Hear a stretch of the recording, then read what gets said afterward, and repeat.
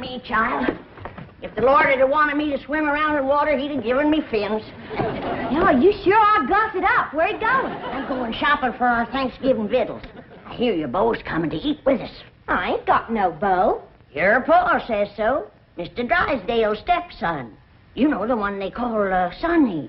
Shucks, I never even seen him. Well, your pa tells it. He's coming to court you and spark you. What does that mean?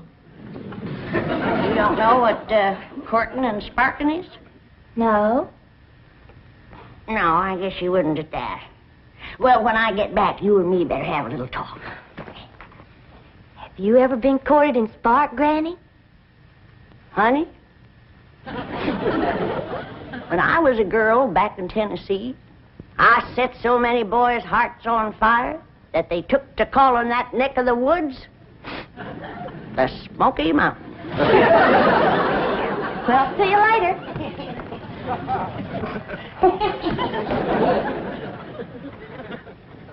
Daisy, you old heartbreaker. You still got it. That's the truth. Who are you stepping out with? Ain't stepping out with nobody. I'm going to the supermarket. What's a supermarket? I don't know. I reckon it's kind of like a general store. But that's where you have to go to buy your victuals out here. And there's some things I need for that Thanksgiving spread. Oh, say, speaking of Thanksgiving, we can use the big fancy eating table. I just finished notching the last pot passer. You think they'll reach? Well, I don't know. Let's give him a try. Jethro! Yeah, Granny? You all set to get took to the supermarket? No, not yet. Fetch me a pot to the fancy eating room. Yes, sir.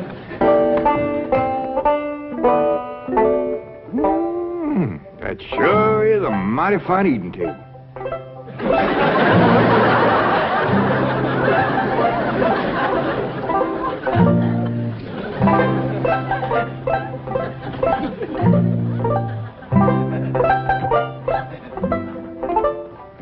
Jethro's fetching a pot.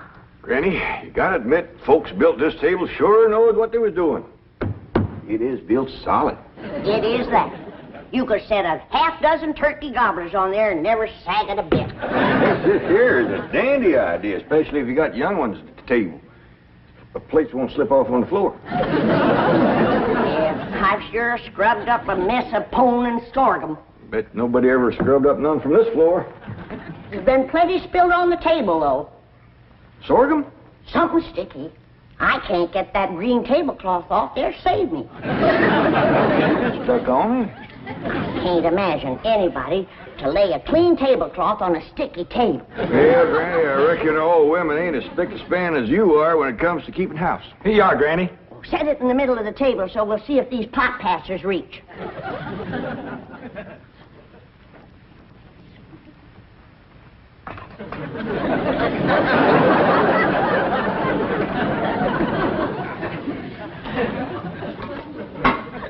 Yeah, I reckon that'll do the trick, all right.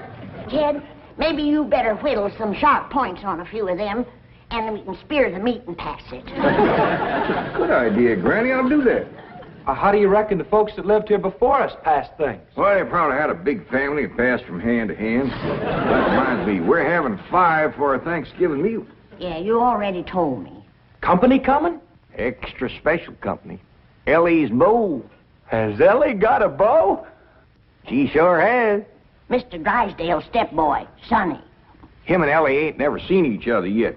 Sonny and his ma just come in from Boston. But Mr. Drysdale says his boy will be just happy to come a-courting Elly. I won't. I have never submitted to a blind date before, and I refuse to do it now. Sonny, dear, do it justice once for your daddy. He's not my daddy. He's your husband. All right, then. Do it for stepdaddy. It seems to mean a great deal to him. Mother, I'm the most popular man on the campuses of 3 universities.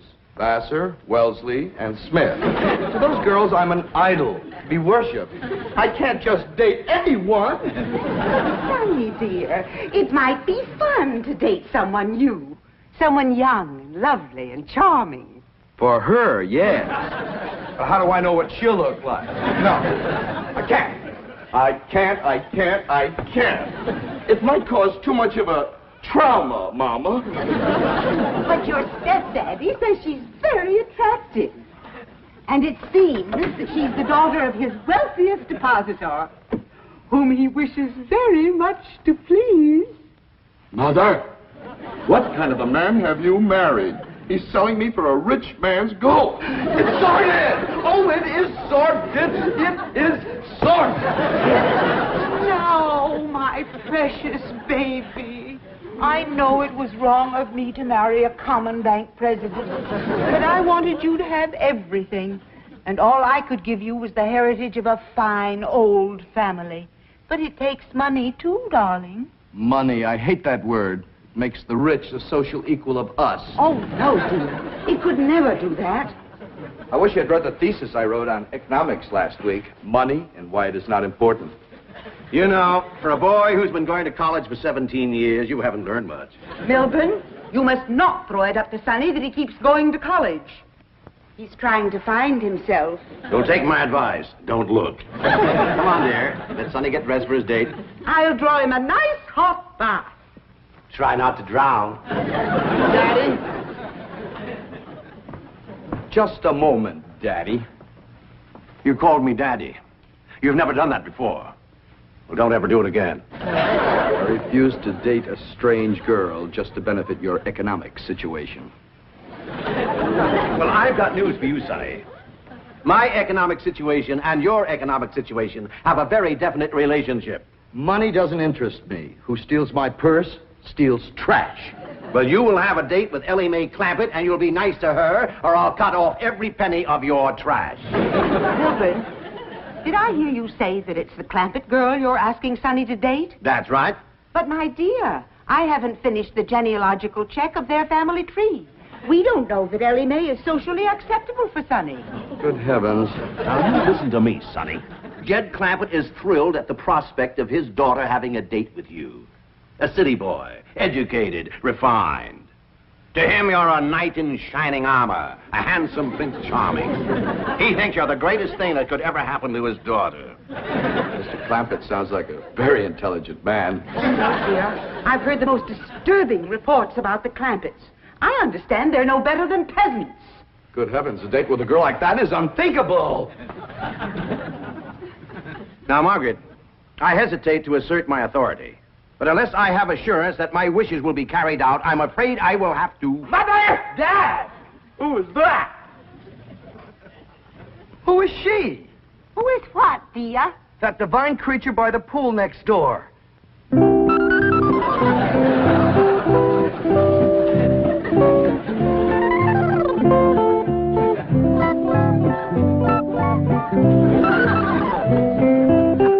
That's the Clampett girl, Elly May.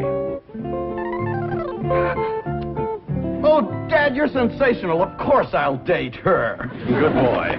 But, Sonny, she's not a blue blood. The color may not be right, Mother, but I sure dig that crazy container. Wow.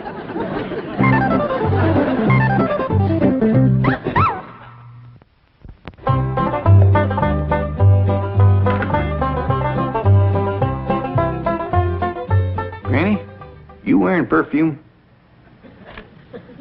Pure vanilla extract. You rascal. You're going to have that storekeeper's head just a spinning.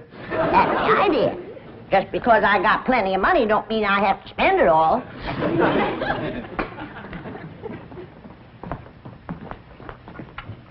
Howdy, Paul.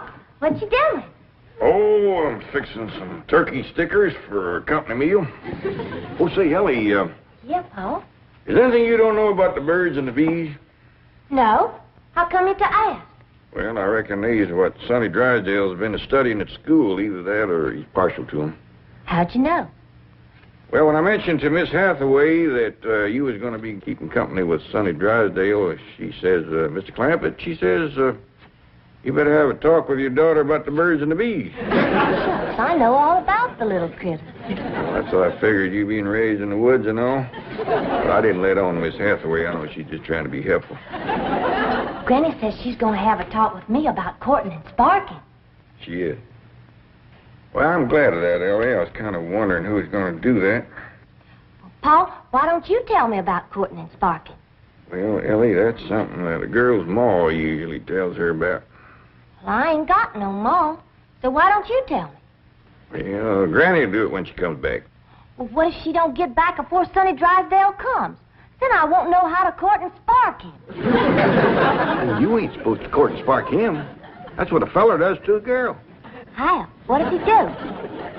Well, you get yourself all slicked up, shaves real close, shines his shoes, puts on a stiff collar and a clean shirt. And he goes to calling on the girl, toting a nice big store-bought box of candy.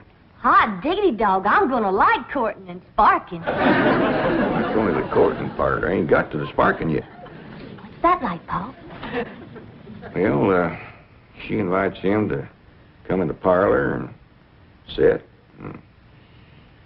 And they usually sit on the sofa or something, him on one end, her on the other. Yeah? Well, then he goes to carefully, little at a time, scooching down to where he's within reaching distance of the girl. Sonny Drysdale gonna do that to me? He might. And when he does, that's when a girl has got to be careful. Don't you worry, Paul. If that rascal goes to reaching for my candy, I'll knock him clean off of that sofa. Oh, Sonny, you sea beast. You creature from the Blue Lagoon. Now, my dear, don't you fling yourself overboard, because I'm not worth it. No, don't. My dear. Oh, well, there were too many girls aboard anyway. We were beginning to list. Sonny, are you decent? Not me. The devil. Come in. Sonny, you're beautiful. Mother! Girls are beautiful. Boys are handsome. Dashing. Debonair. You're right. I'm beautiful. Well, I just spoke to Jed Clampett. He's expecting you to call this afternoon. Maybe take Elly May for a drive. And tomorrow, they're expecting you for Thanksgiving dinner. 2 days? Gee, stepdad, no girl has ever been exposed to me for 2 consecutive days. What? Well, it may be unleashing forces too powerful to control. What if the Clampett girl gets serious about Sonny? Well, we'll celebrate with the finest champagne money can buy. Oh, no, my baby's not ready for marriage. Margaret, he's 35 years old. I am not. I was a leap year baby. Now, I don't know this nonsense. Now, you climb into that expensive sports car I bought you and go calling on that girl, or so help me out. Children, please. Sonny has never been exposed to violence. Even when he was born, I gave the doctor strict orders that he was not to be spanked. But it's not too late to start. Now, are you going or aren't? I'm going. I am going. You want me to go along? No, Mother, dear.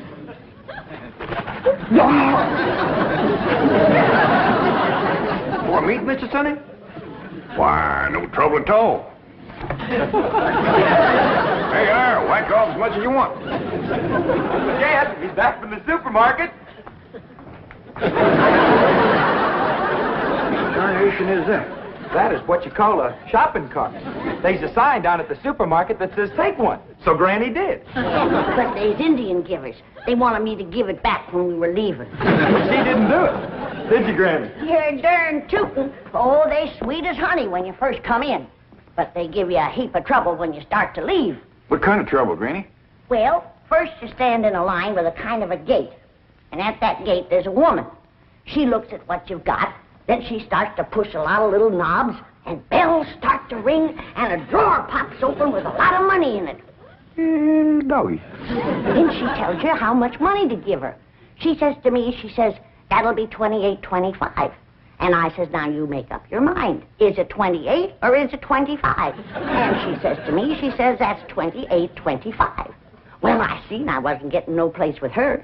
So I give her the benefit of the doubt and I plunked down 28. A quarter and 3 pennies. I reckon that pleased her. You'd have thought so, but not her. As I started through the gate, she says, hold on. Madam, you're short. I said maybe so, but I'm big enough to take you on. Granny was getting right mad. Well, you'd have got mad too, Jeff. And you get after Elly about running around in boys' pants. You should see those women in that supermarket. He was wearing boys' pants, was he? Some of them were in their underpants. Actually, I wanted to get Jethro out of there. Actually. And I did, too. By dingy, they didn't stop us. Good for you, Granny.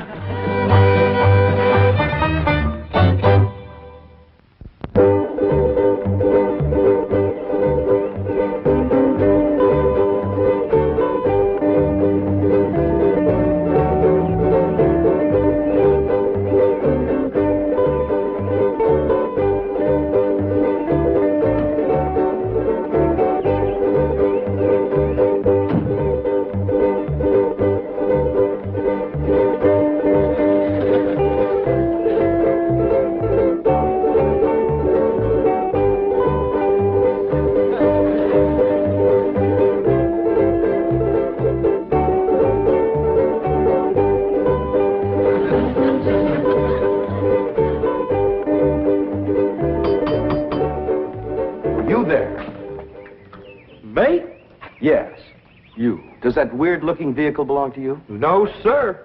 Can you move it? I reckon so. Please do. It completely spoils the effect of my imported 190. What should I do with it? Oh, I don't care. Just get it out of sight. Hide it somewhere. Yes, sir.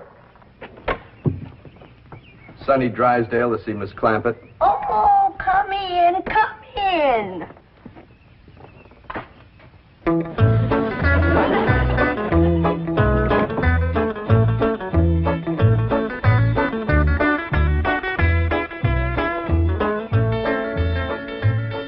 What you doing, Jethro? Trying to find out how to drive this thing. What for? Whose is it? Sonny Drysdale's. He asked me to get it out of sight for him. All right. Just trying to surprise Elly. Where do you say put it? Well, he just said hide it somewheres. Yeah, let's accommodate him. You take the front end, I'll take the back. We'll put it back of them bushes yonder. Okay.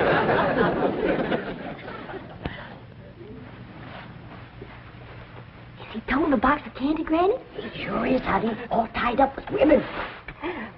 Oh, Elly. Child, you are just beautiful. Shall I sprinkle some vanilla extract on you? Becca? No, I better not. Sometimes that drives them wild. I didn't get to talk to you about courting and sparking. Oh, that's all right, Granny. Pa told me. Oh, all right, now you follow me. Don't be nervous.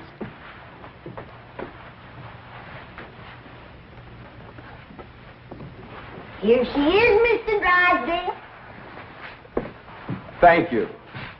You're beautiful. Divine. Never mind me. Say something nice to her. Hold it just a moment. What a vision you are. What a picture you make. From your golden hair down to your... It's that for me? Yes, it is. Bet y'all can guess what it is. Try. It's something sweet. Exquisitely sweet. Something yummy. The yummiest. Something all girls like. You guessed it, it's me. You can sleep with it under your pillow.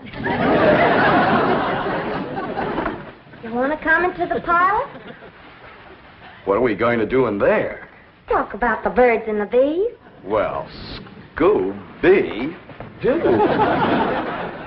You peasant girls don't beat around the bush. Miss Clampett, my lips long to taste your lovely hand. Hey, why did you throw him? That rascal was fixing to bite me. Who said to him?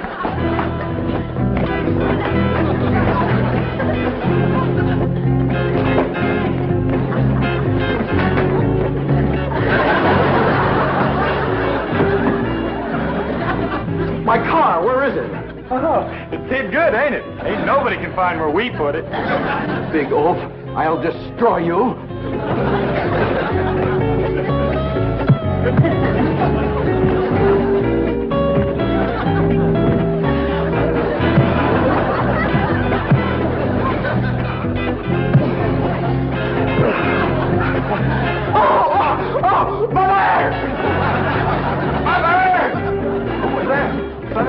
Drysdale.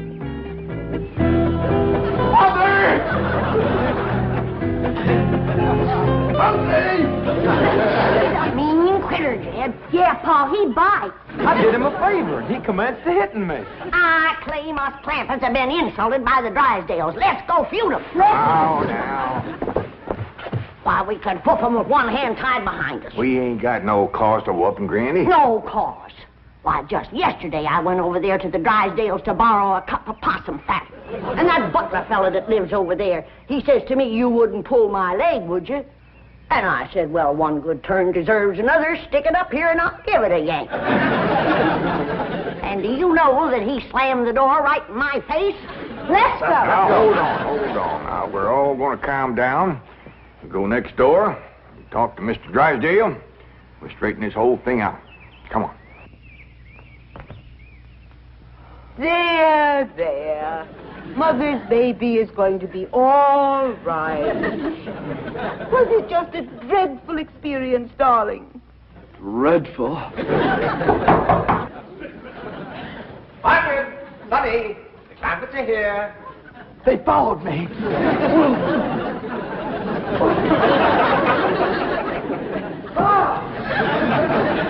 Come in. Where's Sonny? Here I am.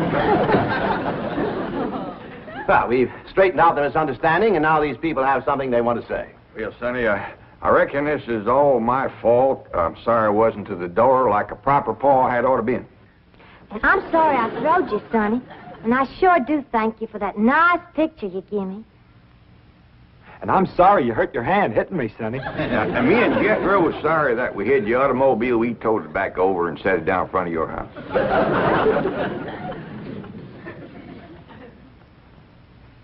Well, I can't think of nothing I'm sorry for. But we sure would be proud to have you all come and take Thanksgiving victuals with us. Sonny and I wouldn't think. Of passing up an invitation like that, Sonny. We'll be there. All of us. Let us say grace. We sure have got a lot to be thankful for, Lord. We got good health, and good neighbors, good food.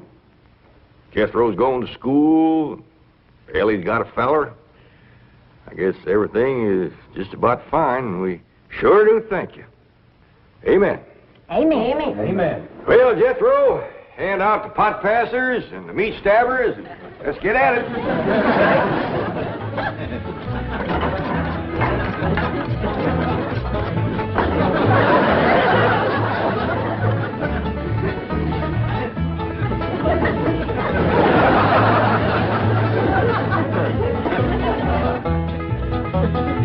Debbie's on drumsticks.